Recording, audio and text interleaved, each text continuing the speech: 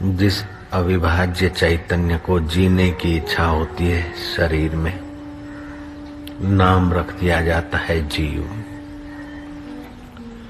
फिर राग द्वेष हर्ष शोक ये इसका स्वभाव बन जाता है। जैसे दारू पीने से दारूडिया स्वभाव, भांग खाते खाते भंगेड़ी स्वभाव बन जाता है, ऐसे अज्ञान के संग से नासमझी को पकड़ते पकड़ते नासमझी का स्वभाव बन जाता है। गीता नासमझी मिटाने आई है, गीता अज्ञान मिटाने आई है। गीता का एकाध श्लोक का पाठ, भगवान नाम कीर्तन, सत्पुरुषों का दर्शन, करोड़ों तीर्थ करने का फल देता है। भगवान शिव कहते हैं पार्वती को कि पार्वती, गीता के 7वें अध्याय का महात्म्य जरा सुन लो। पाटलिपुत्र नगर में शंकुकरण नाम का ब्राह्मण था। वैश्यवृत्ति से, धंधा रोजगार से उसने खूब पैसे कमाए। करोड़ों करोड़ों अशरफियों का वो मालिक हो गया था। एक शादी, दूसरी शादी, तीसरी शादी भी उसकी समाप्त हुई, चौथी शादी करने को गया। जब तक जीवन में भीतर का रस नहीं, तब तक काम का आकर्षण, विकारों का आकर्षण, वासनाओं का आकर्षण नहीं मिटता। और जब तक वासनाओं का आकर्षण नहीं मिटता, तब तक भीतर का रस भी नहीं आता।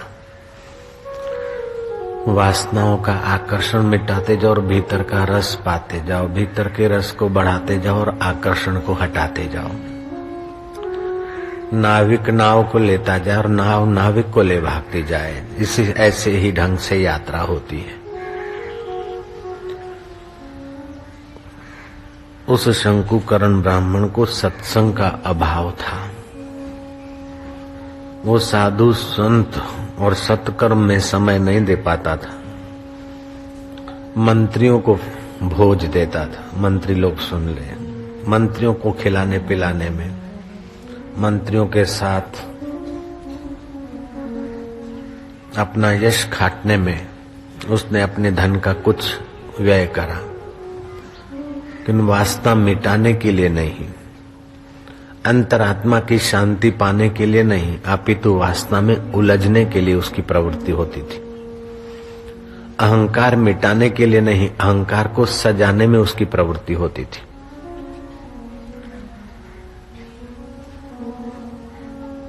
कर्म ऐसे करो कि कर्मों के कांटे को कांटे से निकालने की कला सीख लो। कर्मों से कर्मों के बंधन को काटो, कर्मों से कर्म के बंधन बढ़ाओ मत।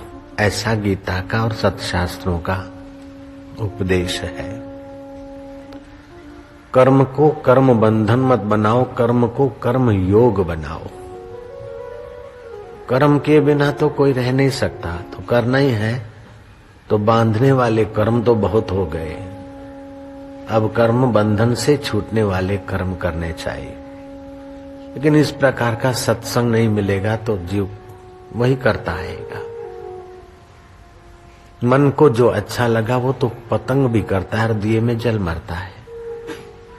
मन को जो अच्छा लगता है वो मछली भी कुंडे में फंस मारती है, अच्छा लगता है और चिपकती है मांस को।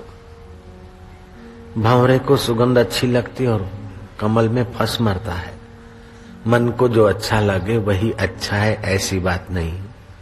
वास्तव में जिन्होंने अच्छे में अच्छे पर ब्रह्म तत्व का अनुभव किया है, ऐसे पुरुषों के अनुभव और सत्य शास्त्र जिसे अच्छा बताते, उस अच्छाई का महत्व जब तक ये प्राणी समझता नहीं, तब तक कल्पित अच्छाई समझकर अपने को खाई में फेंकता रहता है। परदेश में माई ले आई अपने बेटे को, महाराज आशीर्वाद करो। ऐसी सी गोलियां खाता है ड्रग्स की सारा दिन। बड़ा होशियार था, पढ़ा लिखा था, बड़ा तेजस्वी था महाराज, लत लग गई और वो टेबलेट खाता है, ब्राउन शुगर का उपयोग करता है। महाराज ने कहा बोलो कैसा भाई, क्या चाहते? बोले ओहो वंडरफुल वंडरफुल, छत देख रहा है वंडरफुल। भाई क्या wonderful? Oh brown sugar wonderful, tablet wonderful. महाराज तुम भी खाया करो, बहुत मजा आएगा। महाराज ने कहा अब इसको मैं समझाऊं कि ये मुझे ही समझाने लग गया है।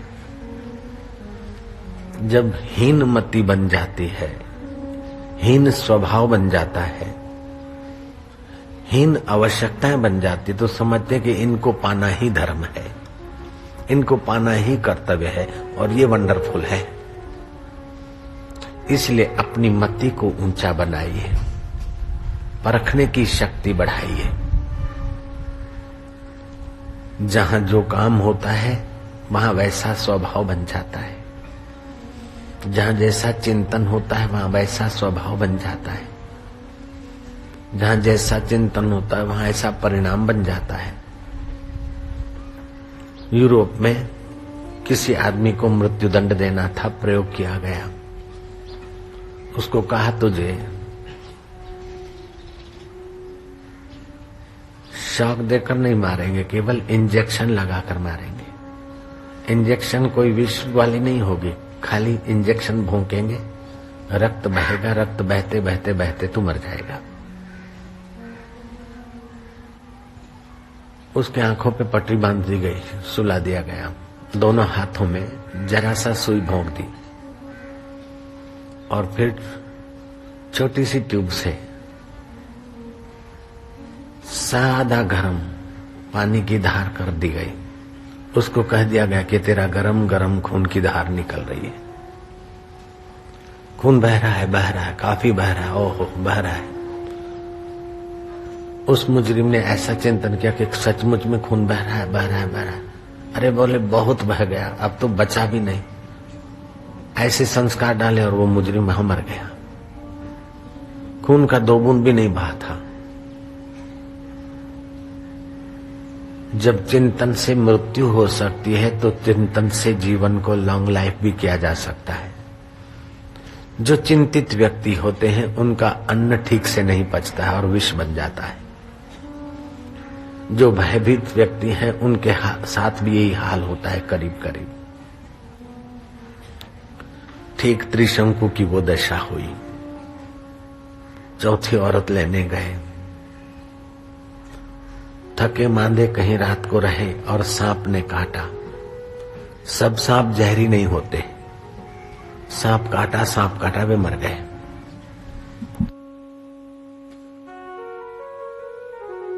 शिव कहते हैं पार्वती सुनो, मरकर प्रेत मरने के बाद परिक्रमा करनी पड़ती, भटकना पड़ता है। उतना समय तो प्रेत होता है, जब पिंड दान करते तब दूसरा पिंड मिलता है। उस प्रेत को पिंडदान विंडदान तो मिले नहीं। कर्म की गति ऐसी थी, जहां चाह होती वैसी जगह आदमी पहुंचता है। लाखों लाखों करोड़ों करोड़ों अशरफियां गड़ी है, मैं उनकी रक्षा कैसे करूं? सर्प बनने का स्फुरना हुआ और उस समय पाकर सांप बना। सांप की योनि में बड़ा दुखी हुआ त्रिशंकु। एक दिन अपने पुत्रों को सपना दिया कि मैं बड़ा दुखी हूं,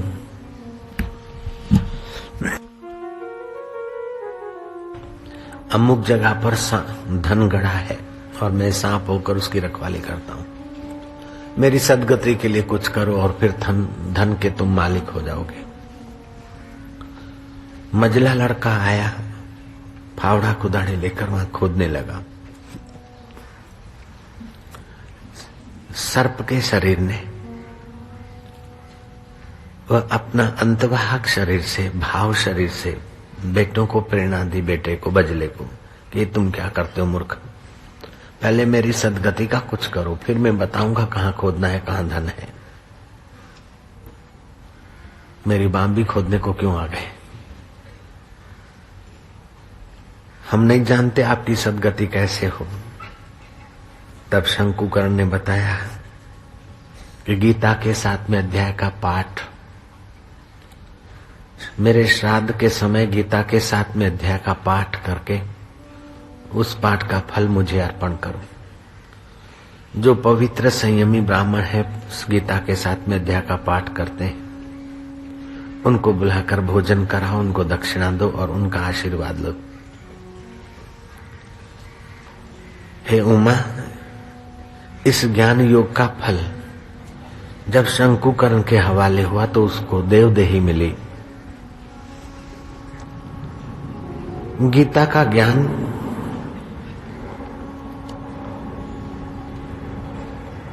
पाकर शंकुकर्ण की तो सदगति हुई। सदगति मतलब मुक्ति नहीं, प्रेत योनि से ऊंची गति। सात्विक लोगों की गति उसको सदगति बोले। पुत्र अच्छे संस्कार वाले थे, धन को कुआं, बावड़ी, पोखरा खुदवाने में लगाया और धन का कुछ हिस्सा वृक्ष लगवाने में लगाया और बाकी के धन को धर्म युक्त भोगने लगे। जिनमें अच्छे संस्कार नहीं है और देवयोग से किसी निमित्त आ जाते हैं, उनकी हारी हुई बाजी भी जीत में बदल जाती है। इसलिए संस्कारों की बड़ी भारी महिमा है। भगवान कृष्ण कहते हैं कि जिनके संस्कार उचित नहीं है, उत्तम नहीं है, ऐसे लोगों की क्या गति होती है, ऐसे लोगों का क्या स्वभाव होता है, वो जान लो और उनसे बचने का यत्न करो। आसुरी संपदा वालों का, आसुरी संस्कार वालों का कैसा स्वभाव होता है, गीता के 9वें अध्याय के 12वें श्लोक में और 13वें श्लोक में दैवी स्वभाव वालों का वर्णन आता है। जिनकी सब आशाएं व्यर्थ होती है, सब शुभ कर्म व्यर्थ होते हैं। क्रांतिकारी श्लोक है। सब आशाएं जिनकी व्यर्थ होती है, सब शुभ कर्म जिनके व्यर्थ होते हैं। शुभ कर्म बोल रहा हूं।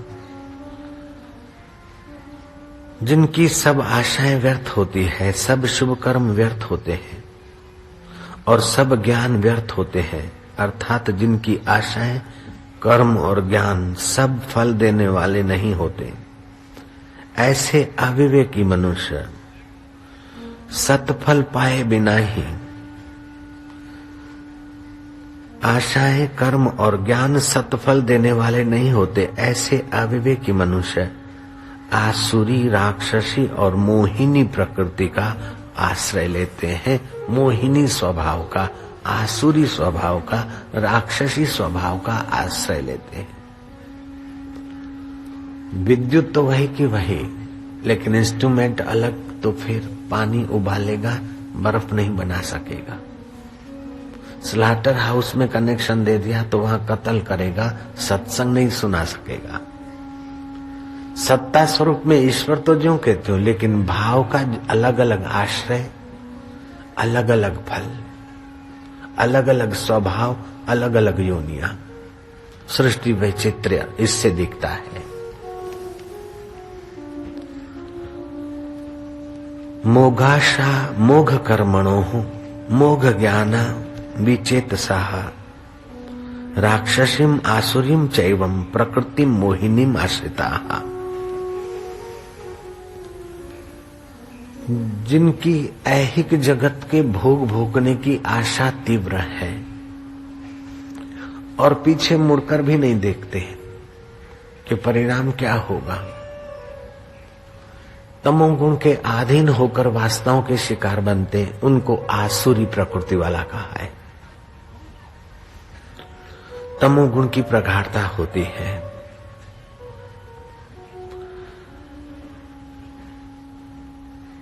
जो सुख के लिए कूद मरते हैं वे आसुरी स्वभाव वाले, लेकिन अपना सुख दूसरे को हानि करने के लिए कूद मरते हैं, उसे राक्षसी स्वभाव कहा।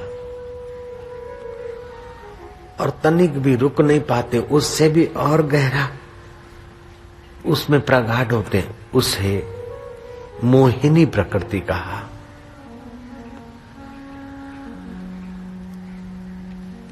भगवत विमुख आसुरी, राक्षसी और मोहिनी प्रकृति का आश्रय लेते हैं।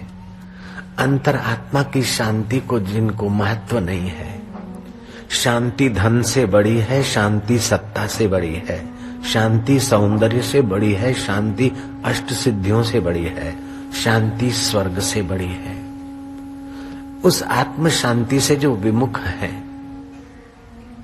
ऐसे लोग आसुरी भाव से, राक्षसी भाव से और मोहिनी भाव से आक्रांत हुए, उनके सारे शुभाशुभ कर्म व्यर्थ हो जाते, सत्फल नहीं देते।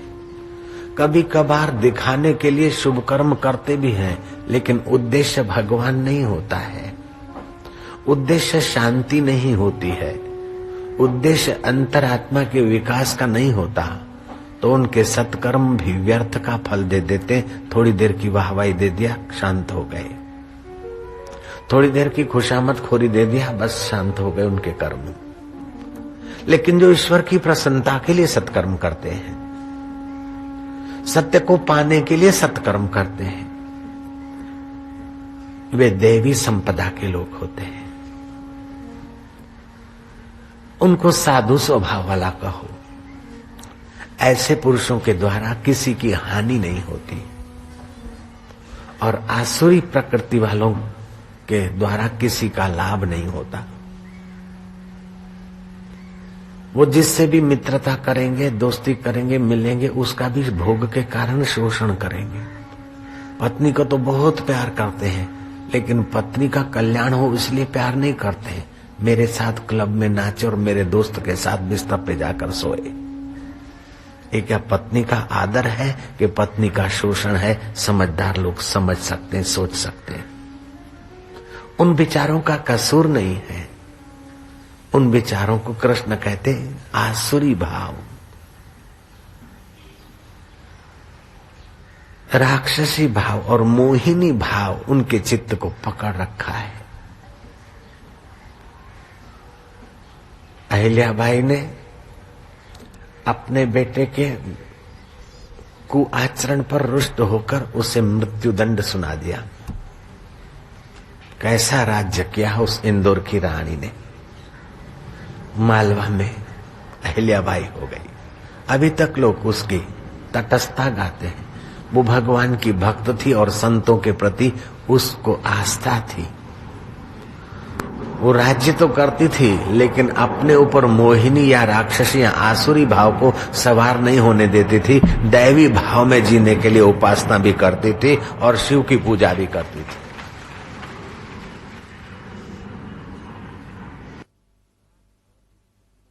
तात भवति सम्मोहा,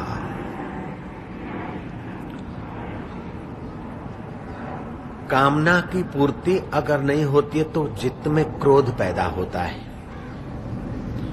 और क्रोध से बुद्धि सम्मोहित हो जाती है।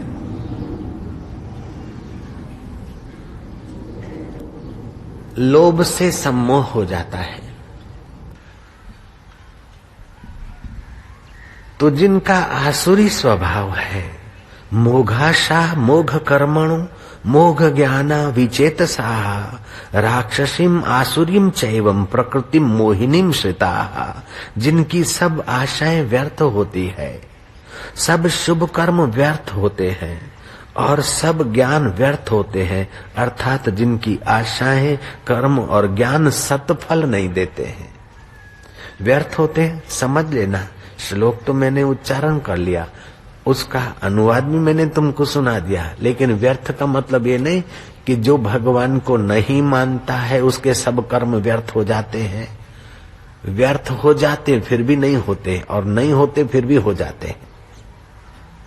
उनका सारा ज्ञान व्यर्थ हो जाता है, उनके सारे कर्म व्यर्थ हो जाते हैं, उनके सारे सत्कर्म व्यर्थ हो जाते हैं। अर्थात वो उनके सत्कर्म सत्य को न देकर थोड़ा सा स्वर्ग का सुख दिया और फिर कर्म नष्ट हो गए, वहीं का वहीं पहुंच गए। थोड़ा सा संसारी कर्मों में प्रयत्न किया और वस्तु मिली, वस्तु को भोगा, अंत में जिस शरीर ने भोगा वो शरीर शमशान में चला जाता है, कब्रिस्तान में गड़ जाता है और भोग के पदार्थ यहाँ चले गए, उनके हाथ तो कुछ नहीं आया। इस लक्ष्य में समझना है व्यर्थ। ऐसा नहीं कि ईश्वर को नहीं मानता है, वो धंधा करेगा तो एक पैसा भी नहीं कमाएगा, अथवा मंदिर में जाएगा या मस्जिद में जाएगा तो उसको कुछ नहीं मिलेगा, नहीं मिलेगा, लेकिन मिलेगा, लेकिन वो आसुरी भाव के वासना के गुलाम होकर ऐसा ही मांगेंगे कि नष्ट हो जाता है, सतफल नहीं देता है।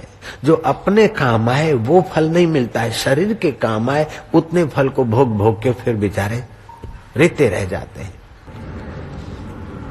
स्वामी राम तीर्थ नहीं बने थे, तीर्थ राम थे। कॉलेज में पेपर देने जाते, एग्जाम के पेपर में लिखा होता किसी 10 प्रश्नों में से 8 का उत्तर लिखिए, किसी 8 में से 5 का उत्तर लिखिए, किसी 6 में से 4 का उत्तर लिखिए, किसी 4 में से 3 का उत्तर लिखिए। वे पेपर लिखकर नीचे लिख देते ताजा कलम, 10 के 10 सही है, कोई 8 चेक कर लो, 5 के 5 सही है, कोई 3 चेक कर लो, 4 चेक कर लो, 7 के 7 सही है, कोई भी 5 चेक कर लो, और सबके सब सही मिलते। मैनेजमेंट ने बुलाकर कहा कि तुम्हारी इतनी मेमोरी है, तुम रोज ध्यान करते हो, तुम्हारा सात्विक स्वभाव है, अच्छा है, तुम यूरोप चले जाओ और वहां से बढ़िया डिग्री ले आओ, तुमको बढ़िया मकान मिलेगा, बढ़िया नौकरी मिलेगी, नौकर मिलेंगे, चपरासी मिलेंगे, तुम ठाठ से रहो। बोले मेरी बढ़िया बुद्धि है और बढ़िया डिग्री ले आऊं, आपको मेरे लिए सहानुभूति है, धन्यवाद, लेकिन बढ़िया बुद्धि है तो क्या व्यर्थ में गंवा दूं? बोले नहीं, व्यर्थ में नहीं, तुम्हें तो ये सुविधाएं मिलेगी। बोले सुविधाएं भोग कर आखिर तो शरीर व्यर्थ हो जाएगा। सुविधाएं मिल जाएगी, बड़ा साहब बन जाऊंगा, आखिर तो जिसको सुविधाएं और जिसके नाम का बड़प्पन है वो तो मिट्टी में मिलने वाला है। तो क्या मेरी बढ़िया बुद्धि इन व्यर्थ चीजों में खर्चूंगा? नहीं, बढ़िया बुद्धि है तो बढ़िया में बढ़िया तत्व को पाने में लगाना चाहिए। क्या मेरी बढ़िया बुद्धि ब्रिटिश शासन की गुलामी करने के लिए? नहीं, सारे जन्मों की गुलामी मिटाकर परमात्मा से एक होने के लिए मेरी बढ़िया बुद्धि का उपयोग करूंगा।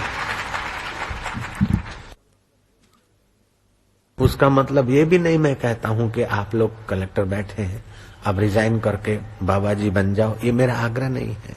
नेता लोग बैठे हैं या एक्टर लोग या कोई भी बैठे हैं या उद्योगपति, मेरा कहने का तात्पर्य है कि आपका लक्ष्य, आप जो काम करते हैं लक्ष्य विनाशी लक्ष्य मत बनाओ, लक्ष्य अविनाशी बनाओ। शरीर विनाशी है, इस विनाशी शरीर के लिए विनाशी भोजन चाहिए, विनाशी वस्त्र चाहिए, विनाशी आवास चाहिए, लेकिन ये तुम्हारे लिए नहीं चाहिए, शरीर के लिए चाहिए। शरीर के लिए जितना चाहिए आवश्यकता वो आराम से पूरी होती है, लेकिन नखरे करके वासना बढ़ा बढ़ा के अपना घात मत करो, अपने लिए भी समय लाओ। जैसे गाड़ी के लिए पेट्रोल चाहिए हम स्वीकार करते हैं, ऑयल चाहिए, पानी चाहिए स्वीकार करते हैं, टायर ट्यूब चाहिए स्वीकार करते हैं, लेकिन गाड़ी के मालिक के लिए भी तो चाहिए। ऐसे शरीर के लिए जो चाहिए वो तो थोड़ा बहुत करो, भले करो, मना नहीं, लेकिन अपने आत्मा को परमात्मा से मिलाने के लिए आपको शांति की मांग है, आपको मुक्ति की मांग है, आपको अंतर रस की मांग है। अन्न, वस्त्र और आवास ये आपके घोड़े की मांग है अथवा आपकी इस शरीर रूपी गाड़ी की मांग है। अन्न, आवास और वस्त्र ये शरीर की मांग है। मुक्ति, शांति और प्रसन्नता ये आपकी मांग है। आपकी मांग नहीं पूरी करोगे तो शरीर की मांग चाहे कितनी भी ढेरों हो। जीवन भर अन्न, वस्त्र, आवास की व्यवस्था जिनके पास है ऐसे लोगों को भी मैंने अशांत पाया, दुखी पाया। रॉक्सफेलर के पास बहुत सारा धन था, 18 साल की उम्र में उसने $1 मिलियन कमा दिखाए।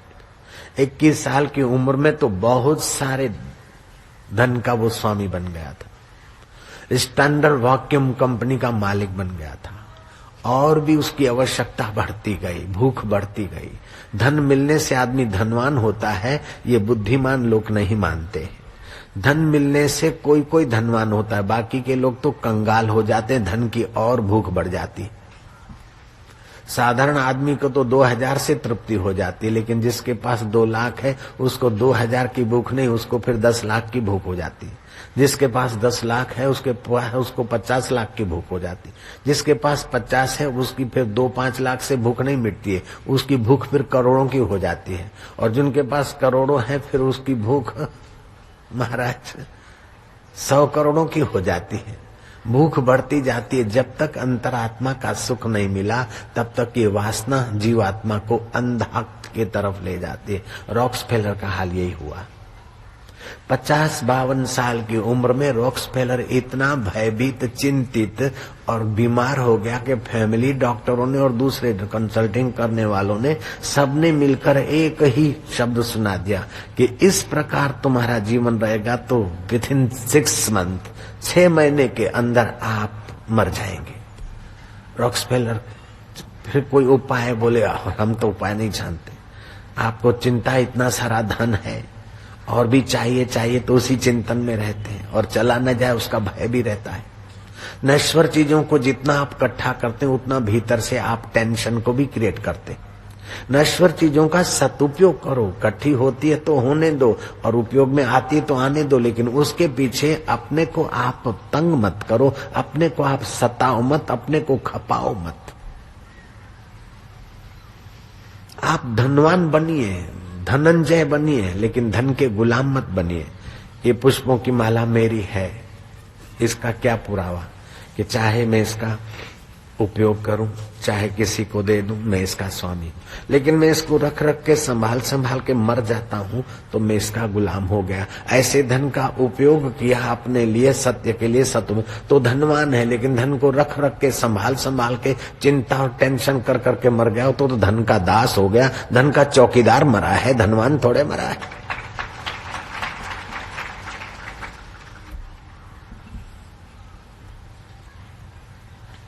रॉक्सफेलर के साथ यही हाल हुआ। किसी सज्जनों ने सीख दी, जो लोभ है, लोभ को मिटाना है तो दान करना सीखो। लोभ मिटते ही तुम्हारी चिंता मिटने लगेगी, लोभ मिटते ही तुम्हारा भय मिटने लगेगा, लोभ मिटते ही तुम्हारी अशांति मिटने लगेगी। और फिर प्राकृतिक सौंदर्य देखो, खुली हवाओं में घूमो, खेलो। जो पक्षी किल्लोल करते हैं उनको देखो, अभी खाया है, कल के लिए उनके पास कोई सामान नहीं, वो भी हंसते खेलते जी सकते हैं, और तुम्हारे पास तो सैकड़ों वर्ष खा सके तब भी तुम्हारी अभी भूख है।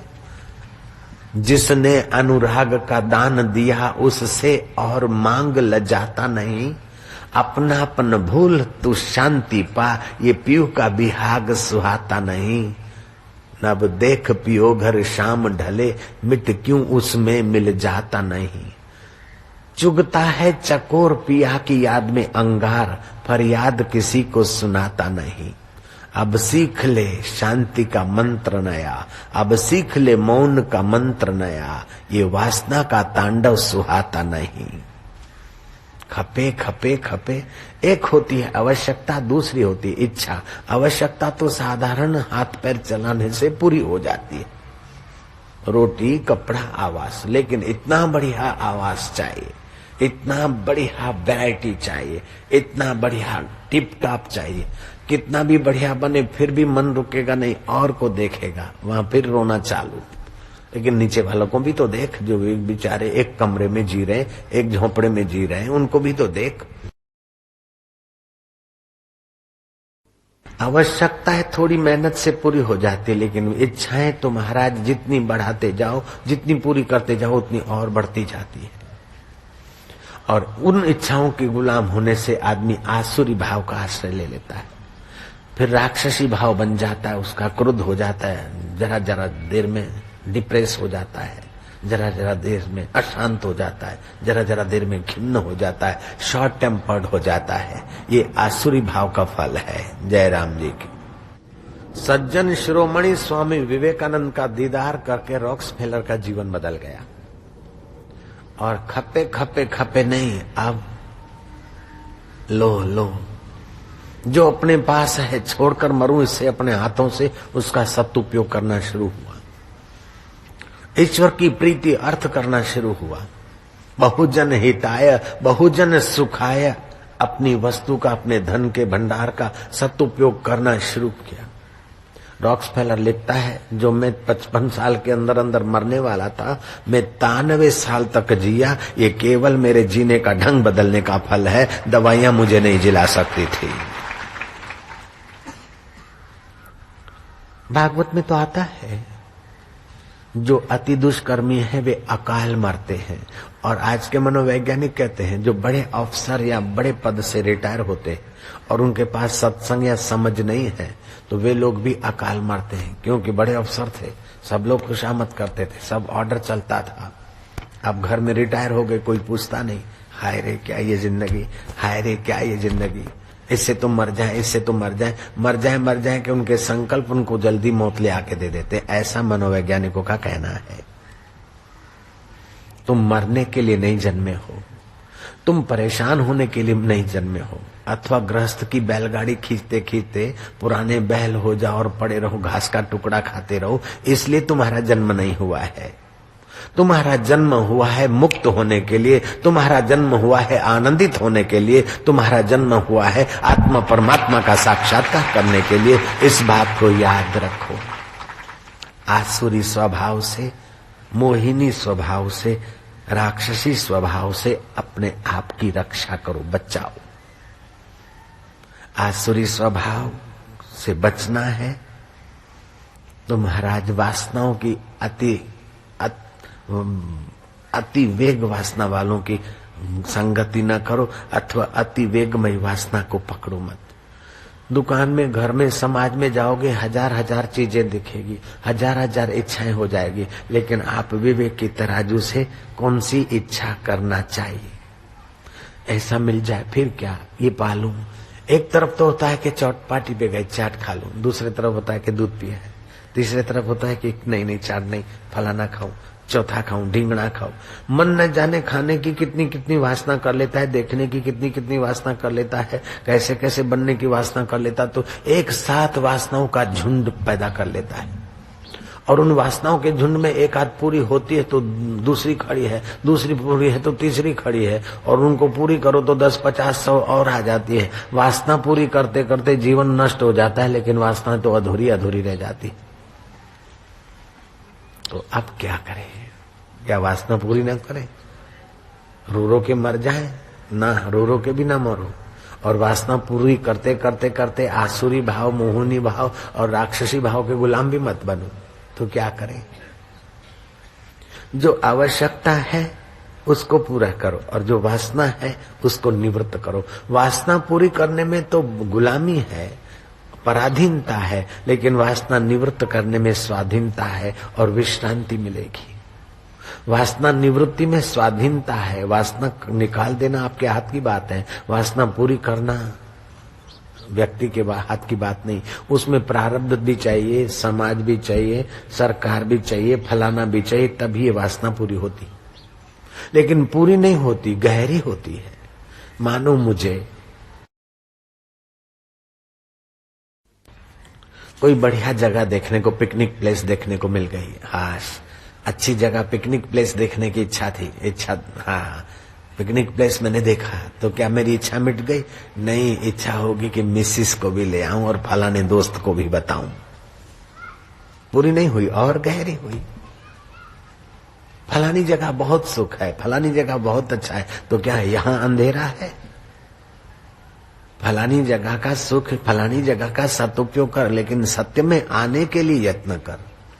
न जगह की गुलामी कर, न वस्तु की गुलामी कर, न व्यक्ति की गुलामी कर, न परिस्थिति की गुलामी कर। तू गुलाम होकर मरने के लिए नहीं आया, तू स्वामी होकर अमर होने को आया है। इस बात को बार बार विचार कर। जैसा बनना चाहते हो ऐसा रोज विचार करो। जैसा होना चाहते हो, बीमार आदमी को उचित है कि बीमार आदमी रोज अपने सामने जो तंदुरुस्त फोटो दिखे, तंदुरुस्त व्यक्ति हो, प्रसन्न व्यक्ति हो, उसका फोटो देखे और मैं तंदुरुस्त हो रहा हूं, मैं प्रसन्न हूं, ऐसा चिंतन करे। तो बहुत सारी टैबलेट जो टॉनिक है वो काम नहीं करेगी, इतना उसका चिंतन शरीर के कणों में काम कर सकता है। आचार्य विनोबा भावे को अल्सर की बीमारी हो गई थी। अच्छे 2 डॉक्टर आए, उन्होंने सारा खान पान लिखा, क्या क्या खाते हो। गिन गिना के कहा कि आप 1200 कैलोरी खाते और काम बहुत करते हैं, भूदान यज्ञ में इतना सारा चलते हैं, आप 2200 कैलोरी यूज करते हैं और 1200 खाते हैं, इसलिए आपको ये बीमारी। विनोबा ने कहा चलते तो पैर हैं, इसमें पेट को अल्सर क्यों हुआ? बोले नहीं, आपका खुराक बहुत कम है, आप ज्यादा खाइए। विनोबा ने कहा जो खाता हूँ वो पचता नहीं तो ज्यादा कैसे खाऊंगा? बोले महाराज आप ये लीजिए, ये विटामिन लीजिए, फलाना कीजिए, ठीक है। बोले अशुद्ध ये आहार लेकर मैं स्वस्थ होना नहीं पसंद करूंगा। बोले महाराज नहीं तो फिर आप 6 महीने के अंदर हमारे बीच नहीं होंगे, मतलब मर जाएंगे। विनोबा जी ने लिखा भूमिपुत्र में कि जिन डॉक्टरों ने मुझे कहा था 6 महीने में मर जाओगे, वो डॉक्टर बेचारा 2 साल के बाद मर गया और दूसरा डॉक्टर 6 साल के बाद मर गया। मैं तो अभी भी लेख लिख रहा हूं और जीवित हूं। मैंने क्या किया ये भी सुन लो। डॉक्टरों को रवाना कर दिया और मैं शांत होकर बैठा। दैवी स्वभाव का आश्रय लेते संत लोग, सज्जन लोग। पेट पर हाथ घुमाया, हे पेट देवता, जयराम जी की, हे पेट देवता तू क्यों बीमार है? शांत हुए तो अंदर से आवाज आया, स्फुरना हुआ, आकाशवाणी बोल दो। अंतःकरण में अवकाश है, वहां से जो उठता है हृदय में, आकाशवाणी हुई कि तुम एक साथ ठांस के खाते हो इसलिए मेरा बुरा हाल हुआ। विनोबा जी लिखते थे कि मैंने अपना जो खुराक खाता था उसको 17 हिस्सों में बांट दिया, थोड़ा थोड़ा थोड़ा थोड़ा खाता और मैं बिल्कुल ठीक हो गया। तो आसुरी भाव होता है, जो आए वो खा लो, जो है वो कर लो, लेकिन जो आए वो खा लो, जो आए वो कर लो, फिर भी साहब की हालत तो वैसी की वैसी। नहीं नहीं, सात्विक खाओ, सात्विक क्रिया करो। फिर प्रारब्ध विवेक से मंदवाड़ रहता है तो उसकी फिक्र अपने में मत आओ। मांदा या बीमार शरीर है, दुखी सुखी मन होता है, लेकिन मेरा सच्चिदानंद के साथ सनातन संबंध है। मैं दृष्टा साक्षी चैतन्य आत्मा का ध्यान करूं। रोगी आदमी निरोग व्यक्ति के चित्र को देखे, निरोग होने की कल्पना करे। अशांत आदमी प्रसन्न वदन शांति में रहने वाले पुरुषों का चित्र देखे।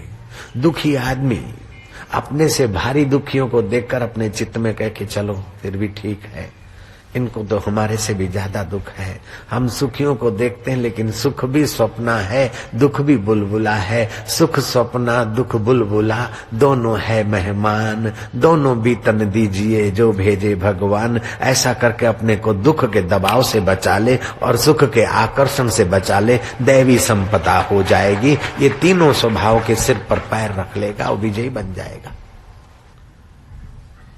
उपनिषदों में, शास्त्रों में एक राजा की बात आती है।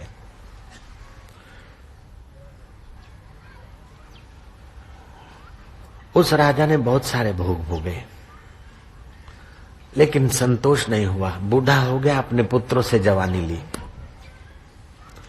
पुत्र की जवानी लेकर फिर भी भोग भोगने लगा। विवेक जगा के दिन बीत रहे, अभी तक मेरी वासनाएं तो नहीं मिटती। ययाति ने पुत्र की ली हुई जवानी वापस दे दी और चला गया विरक्त होकर जंगल में तप करने। ऐसे आदमी जब लगते न तो साइड बदलते न, 1 वे ट्रैफिक, या तो भोग में गिरते तो पूरे भोग में, और जब भोग की नश्वरता जानते हैं योग में चलते तो फिर पूरे तप में चल पड़ते हैं।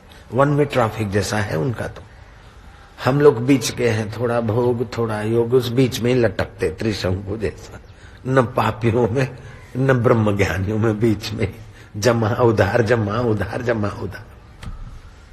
यह राजा ने भोग की तुच्छता से एकदम सतर्क हो गया, वैराग्य हो गया। खूब व्रत तपवास उपवास आदि किए और ऐसा तप तपा कि महाराज उसकी जब मृत्यु हुई तो उसका स्वर्ग आरोहण हुआ। स्वर्ग में भी साधारण देवता नहीं, इंद्रदेव के सिंहासन पर बैठने का अधिकार उसका हो गया। और इंद्र नहीं चाहते थे कि ये मनुष्य और मेरे साथ आकर बैठे, देवता तो बन गया, लेकिन हर राजा प्राइम मिनिस्टर चाहेगा, चाहे कोई मित्र हो, लेकिन कोई पोस्ट दे उसी पे रहे। मेरी कुर्सी पे तो प्राइम मिनिस्टर भी नहीं आने देगा दोस्त को, जयराम जी की, तो इंद्र कैसे आने देगा? उसके पास तपोबल इतना सारा था कि वो ब्रह्मलोक में भी जाना चाहे तो विचरण करके जा आ सकता है। इंद्र नहीं चाहते थे कि जब जहां कहीं से घूम घाम के आ जाए और मेरे साथ आके बैठे। इंद्र ने आइडिया लगाई कि ययाति तुम्हारा तप गजब का है, तुमने ऐसा तो क्या तप किया था, ऐसा तो क्या शुभ कर्म किया था, ऐसा तो क्या दान किया था, आप अपना दान का शुभ कर्म का वर्णन करिए। ययाति को आसुर भाव में घसीटने की टेक्निक लड़ाई। ययाति कहता है तप, ओहो चांद्रायण व्रत रखने वाले ऋषि तो एक आध दो होंगे और जीवन में एक आध रखा होगा, मैंने डजनों चांद्रायण व्रत रखे।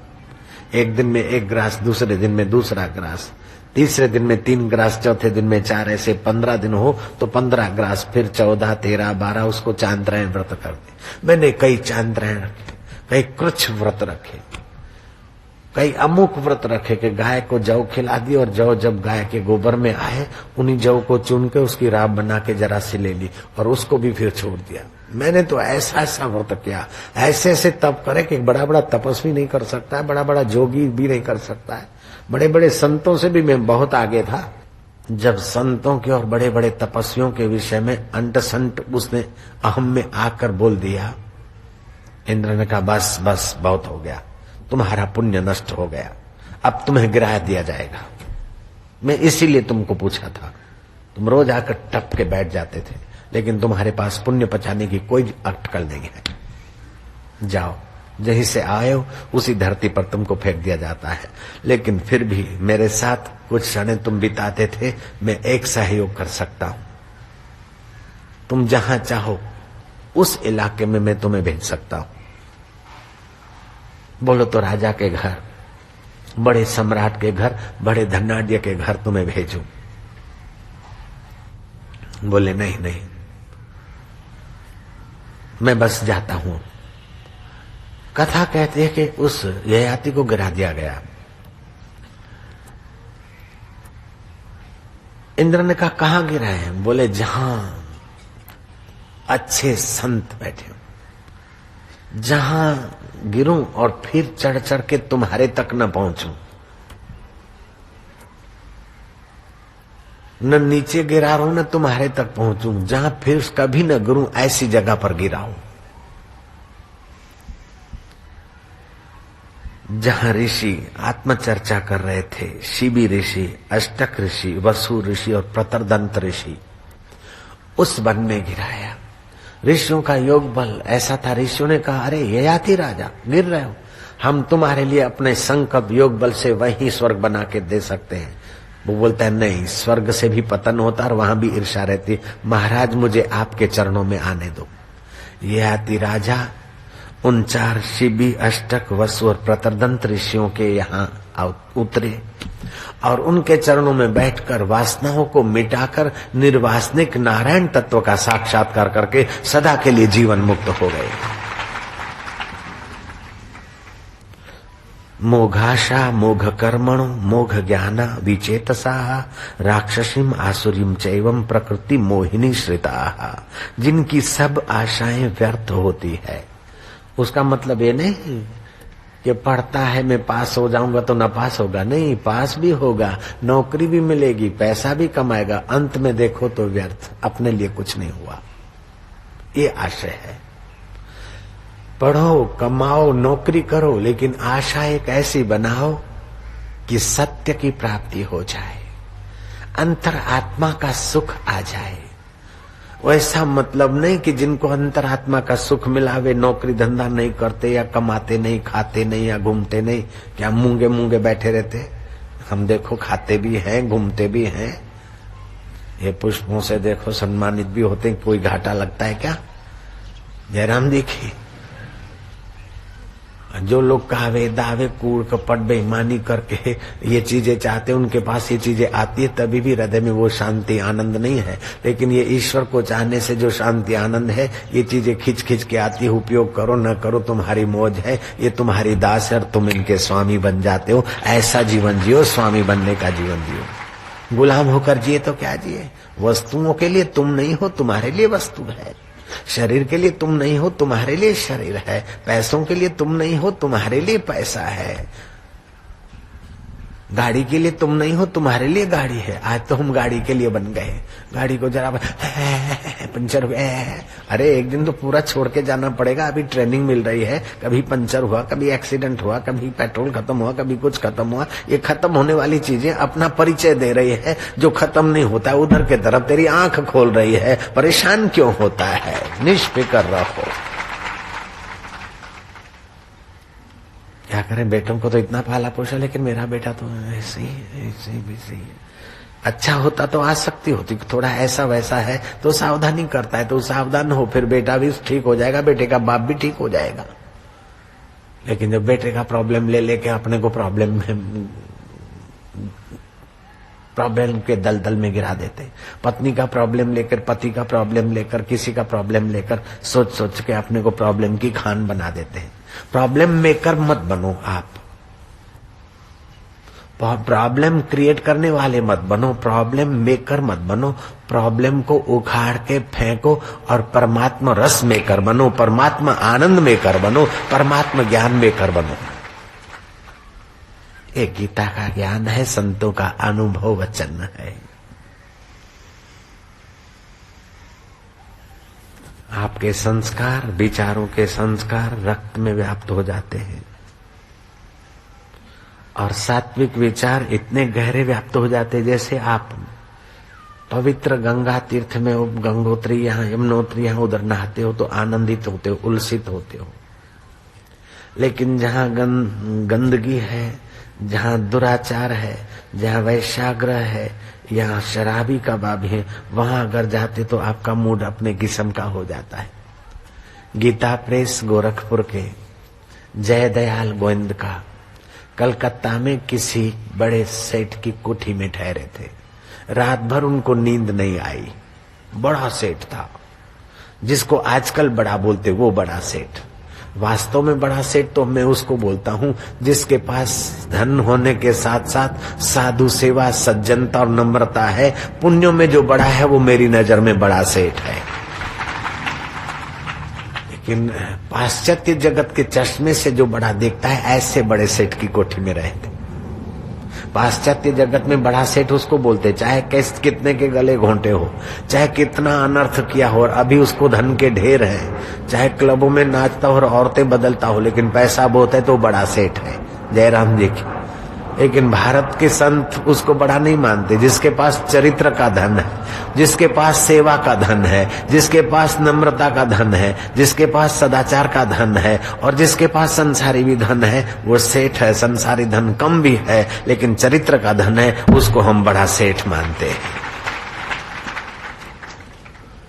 तो पाश्चात्य जगत के हिसाब वाले बड़े सेठ के एक मकान में रहे। रात भर नींद नहीं आई। प्रभात को चक्कर काट रहे थे, इतने में माली आ गया 5 बजे। बोले, सच बताओ, ये सेठ की जो कोठी खाली रहती, इतना बाग बगीचा, तो इस कोठी में सेठ तो रहते नहीं तो क्या होता है? बोले, बाबा जी मेरी नौकरी चली जाएगी। बोले, मैं तुम्हारे सेठ को नहीं बताऊंगा, बता दे खाली। बोले, यहाँ इतवार को सेठ आते हैं, उनके दोस्त भी आते हैं। कभी एक नाइट उनके दोस्त आते हैं, अपनी कुछ और व्यक्तियों को लेकर। यहाँ मजलिसें होती है कुल मिला के, जिसको आजकल पार्टी बोलते हैं, चिकन पार्टी, फलानी पार्टी, ऐसा होता है। पोद्दार जी समझ गए, जहाँ अशुद्ध कर्म होता है वहां शुद्ध स्वभाव वाले को नींद तक नहीं आती। उन्होंने सेठ को बुरा न लगे, नौकर की नौकरी न छूटे, उन्होंने बिस्तर गोल किया। क्यों जा रहे? बोले, नहीं मेरे को कोई जरूरी काम है, दूसरी जगह जाके ठहरे। जब बुरा काम करने वाले मकान भी बुरी खबर दे सकता है, ऐसे अच्छा काम जिस धरती पे होता है वो वायुमंडल भी बहुत दिन तक बना रहता है। 1-2 दिन तक नहीं, साल 2 साल तक नहीं, कई वर्षों तक अच्छे लोगों की हाजिरी का प्रभाव अच्छा वायुमंडल भी वातावरण में रहता है। अभी के विज्ञानी बोलते हैं कि हम जो भी विचार लोगों को देते, चाहे अच्छे विचार देते चाहे बुरे विचार देते हैं, उन विचारों का प्रभाव वायुमंडल में बना रहता है। जब इन यंत्रों के द्वारा, टीवी और रेडियो के द्वारा अच्छे बुरे विचारों का प्रभाव वायुमंडल में बहुत समय तक पड़ा रहता है, तो मंत्रों के द्वारा, ध्यान के द्वारा, हरि कीर्तन के द्वारा और कथा के द्वारा जो अच्छा वातावरण का वायुमंडल में संचय करते हैं, वे मानव जाति का कितना हित करते होंगे, कितना मंगल करते होंगे। आप सिनेमा थिएटर में जाओ, किसी नए सिक्खड़ आदमी को ले जाओ, वो भी कॉलर ठीक करने लगेगा, बफ गुलाम बनाने लगेगा, कुछ न कुछ गाना गाने लगेगा। गाना नहीं आएगा तो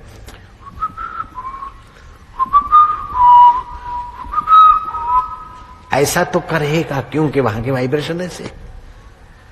और किसी सिक्खड़ आदमी को यहाँ पिक्चर वाले को इधर ही ले आओ तो उसका ये सारा एक्टिंग चली जाएगी। हरिओम हरिओम, राम राम, हरिओम, ऐसा ऑटोमेटिकली होगा, क्योंकि स्वभाव कुभाव सबके अंदर पड़े हैं। सुषुप्त जैसा वातावरण मिलता है ऐसा वे क्रिएट होते हैं, और स्वभाव क्रिएट होते होते जाएंगे तो कुभाव नष्ट हो जाएंगे और आदमी दैवी संपदा का धनी बन जाएगा। अगर कुभाव मिलते रहे तो कुभाव क्रिएट होते होते दैवी संपत्ति दब जाएगी और आसुरी संपत्ति का जोर पकड़ेगा।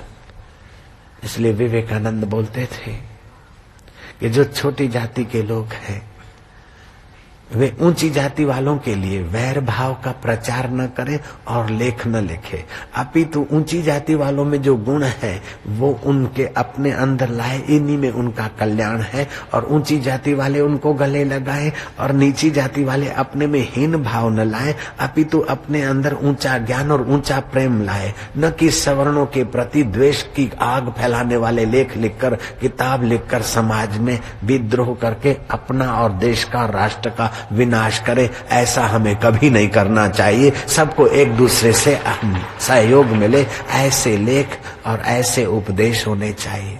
जातिवाद का जहर नहीं फैलना चाहिए देश में। जयराम जी की। अपने तुच्छ स्वार्थ के लिए कुछ सज्जन जातिवाद का ऐसा ऐसा जहर फैला देते हैं कि महाराज आपको क्या बताएं। ऐसे सज्जनों के लिए मैं एक छोटी सी घटना बताता हूँ। दो भाई आपस में किसी कारण से लड़े, जमीन जागीर के नाते मुकदमेबाजी हुई और कोर्ट में केस गया। बड़ा भाई जीत गया, छोटा भाई अपील करने जाने वाला था। बड़े भाई को पता चला कि जीत तो मैं गया हूं कल। अब छोटे के मन में क्या है जांचे। गया छोटे के पास, बोले भाई देख, मैंने सुना है तू अपील करता है, अपील करो चाहे न करो, मैं केस जीत गया हूं, ठीक है। ये संपदा, ये जमीन और ये चीजें न मैं ले जाऊंगा न तुम ले जाओगे, बीच का कोई रास्ता। ये मेरी जो 5 एकड़ मेरे हिस्से फतवा में जमीन आई वे मैं आपके अर्पण करता हूं। छोटा कहता है कि तुम इतना दिन केस लड़े और फिर अर्पण करते। बोले क्या करें कि हम लोग लड़ लड़ के संपत्ति लेते, हम लोग तो छोड़ के मरेंगे, लेकिन हमारे आने वाली पीढ़ी में एक दूसरे के प्रति जेलसी बनी रहेगी, एक दूसरे परिवार को काटते रहेंगे। इससे क्या होगा, हम जहर का बीज न बोए। भले मेरी 5 एकड़ जमीन और इतनी जायदादियां, इतना ये चीजें आपके हवाले हो जाए, लेकिन हमारी पीढ़ियों का विनाश न हो, तुम्हारे बच्चों का और मेरे बच्चों का बुद्धि भ्रष्ट न हो, इसलिए हमें गले लगना चाहिए। छोटा कहता है कि बड़े भैया मेरी गलती हुई, मैंने मुकदमेबाजी की। बड़ा कहता नहीं, मेरी गलती हुई, मैंने उदारता नहीं दिखाई। छोटा कहता है आपकी तो उदारता थी न थी, मैं किसी के चढ़ाने पे आपकी निंदा करने लगा, इसलिए आप कठिन हो गए। वो एक दूसरे से क्षमा याचना करते करते गले लगते हैं। आसुरी स्वभाव देवी स्वभाव में बदल गया। ऐसे ही कोयला जैसे हीरे में बदल जा सकता है, ऐसे दुष्ट स्वभाव को भी दैवी स्वभाव में बदला दिया जा सकता है। लेकिन हम और दुष्टता करें कि फलानी जाति वाले, नीची जाति वाले नीचे हैं, तो ये हमारी दुष्टता है। नीची जाति वाला बोले फलानी है, वास्तव में नीची जाति ऊंची जाति ये मानवीय रेखाएं हैं। मेरे से जो पूछो और मेरे वर्षों पहले प्रवचनों की कैसेटों से देखो तो असली जाति क्या है कि आपकी जात परमात्मा की जात से जुड़ी है। वो आपकी जात है, ये शरीर की जात है कि ब्राह्मण क्षत्रिय फलाना फलाना। आप अपनी जात को आदर कीजिए। और फिर व्यापारी जात है, साधु की जात है, ये व्यवहार के लिए भले थोड़ी देर चलाइए, वास्तव में आप ज्ञान का आश्रय लीजिए। जय राम जी की। मनुष्य जाति तो है, जय जय। मनसा सीविति मनुष्य, जो मन से जोड़ दे उसको मनुष्य बोलते। तो मन से अपने को जोड़ दे परमात्मा के साथ, मन से अपने को जोड़ दे सत्कर्मों के साथ, मन से अपने को जोड़ दे सत्य स्वरूप ईश्वर के साथ। तेरा तो भला होगा, तेरे संपर्क में आने वाले का भी भला होगा। संत ने लिखा है, कबीर जी ने, पड़ पड़ पत्थर भया, पड़ पड़ पत्थर भया, लिख लिख भया है चोर, लिख लिख भया है चोर।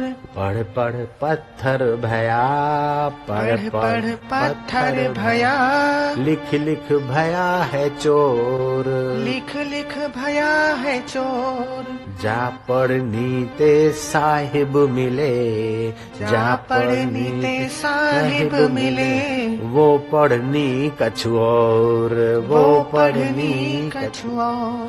पढ़ पढ़ के पत्थर दिल बन गए।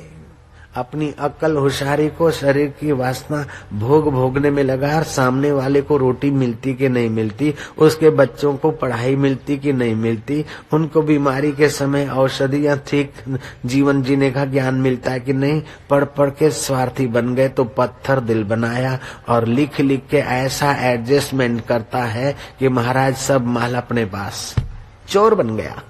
पढ़ पढ़ पत्थर बया, कठोर दिल हो गया। और लिख लिख के बही खाता हिसाब संभाल संभाल के एडजस्टमेंट करने की टेक्निक सीख सीख के चोर बन गया। इनकम टैक्स की चोरी खाली चोरी नहीं, और भी बहुत सारी चोरी हो जाती है। जय राम जी की। पढ़ पढ़ पत्थर भया, पढ़ पढ़ पत्थर भया, लिख लिख भया है चोर, लिख लिख भया है चोर। जा पढ़नी ते साहिब मिले, जा पढ़नी ते साहिब मिले, वो पढ़नी कछु और, वो पढ़नी कछु और। हरि हो।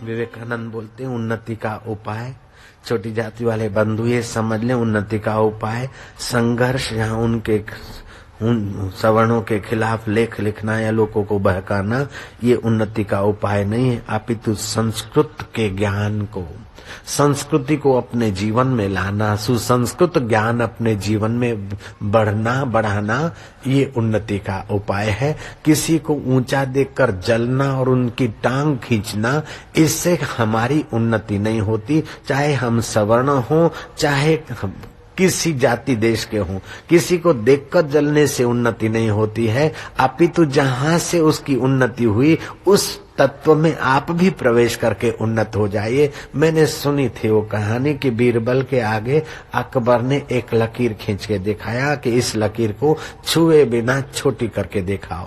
बुद्धिमान बीरबल ने उस लकीर के पास में लंबी लकीर खींच के दिखा दी, और लंबी लकीर खींचने से वो लकीर छोटी हो गई। ऐसे दूसरे को काट पीट के या दूसरे में मार काट के संस्कार बढ़ाकर आप कुर्सी पे हो आ गए, बड़े बन गए नहीं, लेकिन आपके लोगों में बड़ा ज्ञान दीजिए, बड़ी प्रेरणा दीजिए, बड़ा साहस और बड़ी शक्ति और सदाचार दीजिए, और लोगों को बड़ा बनाइए, तो फिर उनसे भी आप बड़े हो जाएं तो हमें आनंद है, हमें इनकार नहीं है। जय राम जी बोलना पड़ेगा।